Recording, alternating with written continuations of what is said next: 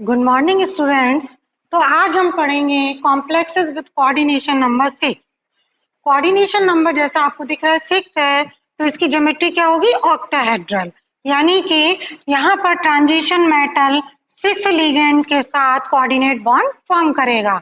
Octahedral geometry होने के कारण यहाँ पर जैसा कि हमने पहले भी पढ़ा था कि डी ऑर्बिटल्स या तो इनर डी ऑर्बिटल्स लेंगे या आउटर डी ऑर्बिटल, और जैसे डी ऑर्बिटल्स यूज करते हैं उसी के हिसाब से दो तरह के 6 कोऑर्डिनेशन नंबर वाले कॉम्प्लेक्सेस फॉर्म होते हैं।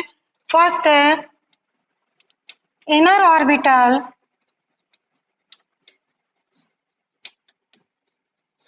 ऑक्टाहेड्रल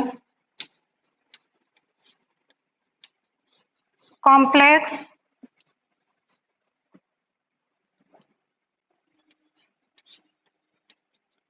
और दूसरा है आउटर ऑर्बिटल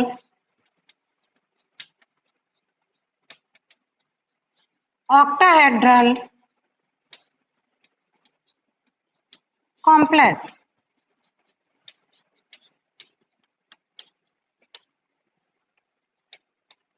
जो inner orbital outer inner orbital octahedral complexes होते हैं उनका हाइब्रिडाइजेशन होता है D2sp3, यानी कि इनर डी ऑर्बिटल को यूज किया गया, तो हम पहले लिखेंगे।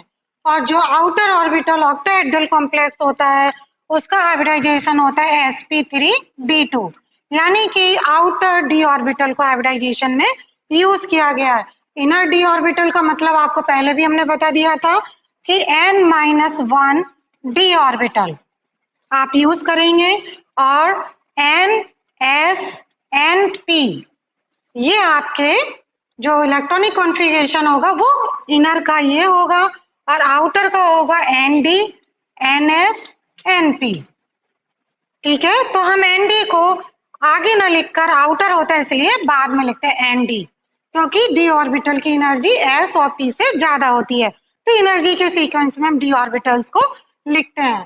तो आपको ये समझ में आ गया कि कोऑर्डिनेशन नंबर 6 से दो तरह के ऑक्टाहेड्रल कॉम्प्लेक्सेस फॉर्म होते हैं, एक इनर और दूसरा आउटर। तो पहला हम लेंगे इनर डी ऑर्बिटल।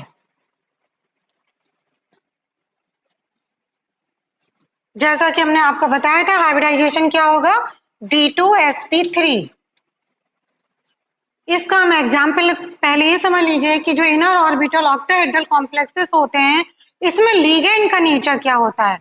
लीगेंड इसमें स्ट्रॉन्ग फ्री लीगेंड होता है, यानी कि जो आपका ट्रांजिशन मेटल है उसके डी ऑर्बिटल को पेयर अप कर देगा। जब तक डी ऑर्बिटल पेयर अप नहीं होंगे तब तक आप इनर डी ऑर्बिटल को यूज ही नहीं कर सकते हैं।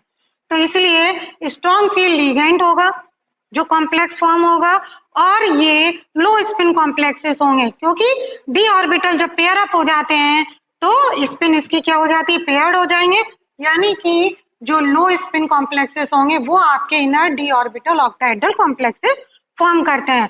तो इसका एक एग्जाम्पल हम लिखेंगे हेक्साएमीन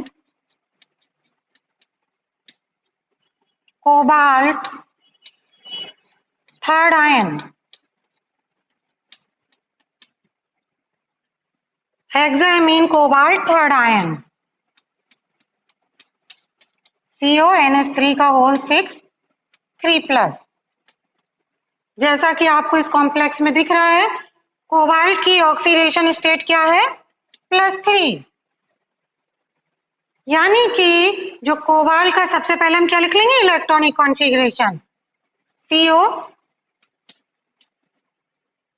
आर्गन 18 3d7 4s2। चूंकि यहाँ पर कॉम्प्लेक्स में CO 3+ कंडीशन में है, यानी कि 2s से एक इलेक्ट्रॉन और 3d से एक इलेक्ट्रॉन रिमूव हो जाएगा, तो अब आपके पास क्या बचेगा? 3d में 6 इलेक्ट्रॉन्स बचेंगे। ठीक है, 4s आपको वैकेंट मिल गया और 4p पहले से वैकेंट है। अब इन ऑर्बिटल्स के बीच में हम D2sp3 हाइब्रिडाइजेशन कराएंगे।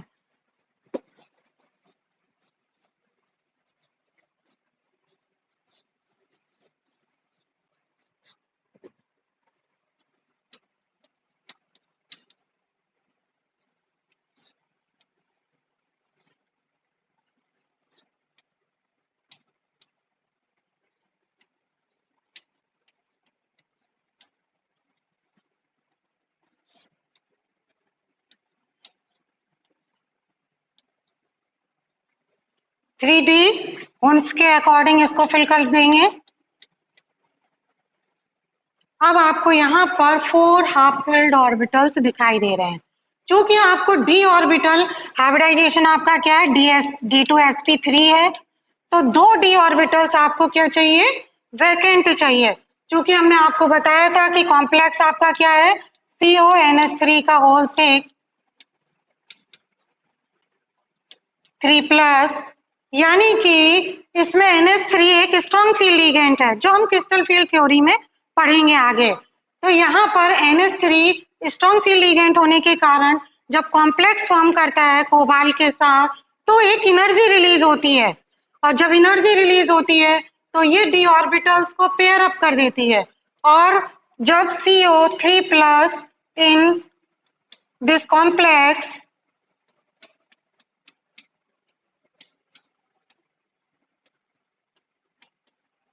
तो d ऑर्बिटल इस कंडीशन में आपको मिलेंगे।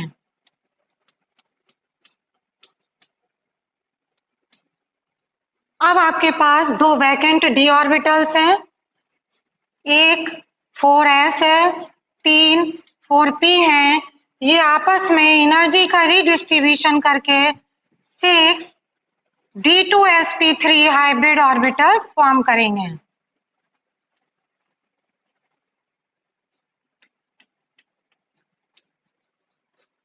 D2sp3 है, इसका मतलब ज्योमेट्री क्या होगी, ऑक्टाहेड्रल।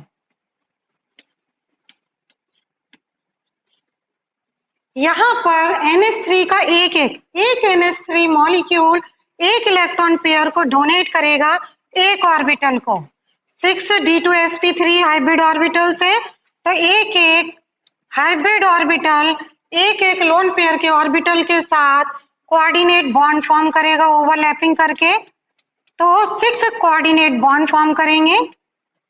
ये 6 कोऑर्डिनेट बॉन्ड किसके साथ फॉर्म हो रहे हैं, NH3 मॉलिक्यूल के साथ।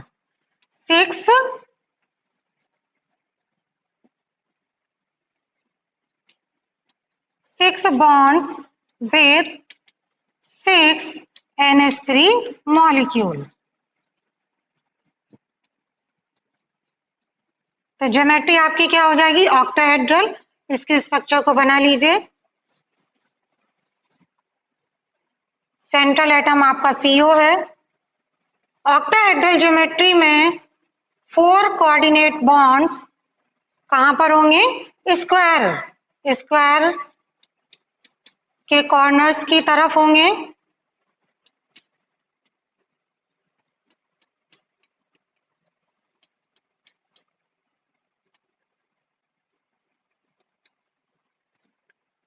और 2 इसके परपेंडिकुलर होंगे।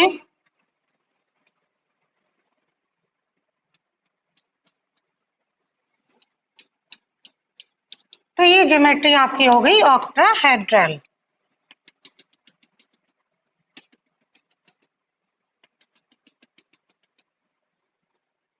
तो ये आपका हाइब्रिडाइजेशन होगा D2sp3। आपको यहाँ पर दिखाई दे रहे हैं कि सारे पेयर्ड इलेक्ट्रॉन्स हैं, और सभी पेयर्ड इलेक्ट्रॉन होने के कारण ये कैसा नेचर शो करेगा, डायमैग्नेटिक।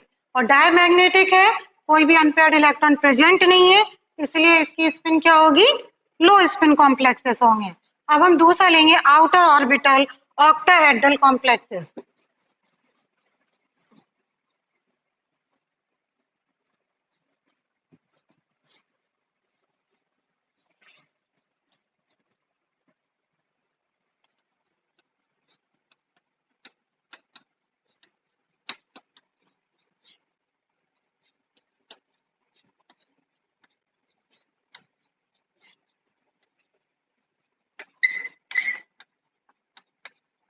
जो आउटर ऑर्बिटल ऑक्टाहेड्रल कॉम्प्लेक्सेस होते हैं, इसमें बाहर का d ऑर्बिटल यूज किया जाता है, और ये वीक फील्ड लिगेंड के साथ कॉम्प्लेक्स फॉर्म करता है। जो सेंट्रल एटम है वो वीक फील्ड लिगेंड के साथ कॉम्प्लेक्स फॉर्म करता है, इसी वजह से अंदर के d ऑर्बिटल्स की पेयरिंग नहीं होती है। तो यहाँ पर एग्जाम्पल हम ले लेंगे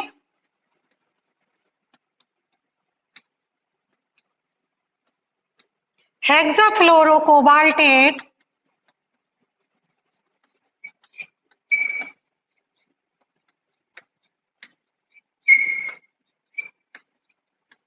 थर्ड आयन। यहां पर भी आप देख रहे हैं कि कोबाल्ट किस ऑक्सीडेशन स्टेट में है, CO3+, यानी कि जो आपका इलेक्ट्रॉनिक कॉन्फ़िगरेशन होगा CO3+ का, जैसा हमने पहले भी लिखा था, वो 3D में 6 इलेक्ट्रॉन्स प्रेजेंट होंगे। ये 6 इलेक्ट्रॉन्स को हुन्स रूल के अकॉर्डिंग फिल कर देंगे। क्योंकि फ्लोराइड आयन एक वीक फ्री लिगेंड है, इसलिए इन इलेक्ट्रॉन की पेयरिंग नहीं होगी कॉम्प्लेक्स फॉर्मेशन में, और 4s0, 4p0 और 4d0, यानी कि हम 4s, 4p और 4d ऑर्बिटल्स को हाइब्रिडाइजेशन में यूज करेंगे।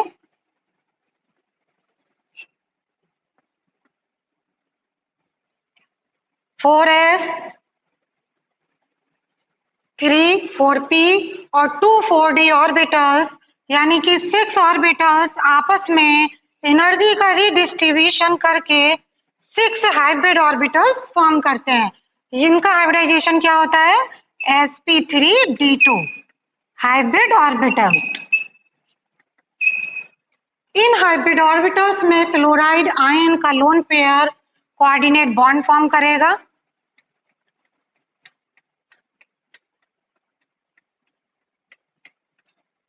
ज्योमेट्री इसकी भी ऑक्टाहेड्रल होगी।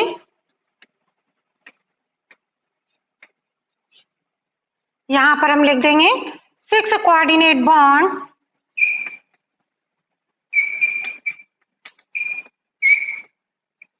formed by fluoride ion. Fluoride ion ligand की तरह यहाँ पर वर्क कर रहा है। अब आपको यहाँ पर दिखाई दे रहा है कि ये हाफ फिल्ड ऑर्बिटल्स हैं, यानी कि इस कॉम्प्लेक्स में इलेक्ट्रॉन अनपेयर्ड कंडीशन में है, और अनपेयर्ड कंडीशन में होने के कारण ये स्पिन फ्री कॉम्प्लेक्सेस कहलाते हैं। तो जो आउटर ऑर्बिटल ऑक्टाहेड्रल कॉम्प्लेक्सेस होते हैं, उसकी क्या प्रॉपर्टी होती है कि जो लिगेंड होगा वो वीक फ्री लिगेंड होगा, और जो कॉम्प्लेक्स फॉर्म होगा वो स्पिन फ्री होगा, यानी कि पैरामैग्नेटिक नेचर को शो करेगा। तो यहाँ पर ये हमने जो भी वैलेंस बॉन्ड थ्योरी में कोऑर्डिनेशन नंबर 4 और कोऑर्डिनेशन नंबर 6 को कंसीडर कर लिया। अब कुछ लिमिटेशंस हैं जो आप वैलेंस बॉन्ड थ्योरी यहाँ पर एक्सप्लेन नहीं कर पाती है। जैसा कि हमने आपको बताया था कि कौन सा स्ट्रॉन्ग फ्री लिगेंड है या कोई वीक फ्री लिगेंड है, तो ये वैलेंस बॉन्ड थ्योरी में हम इसको नहीं बता सकते हैं।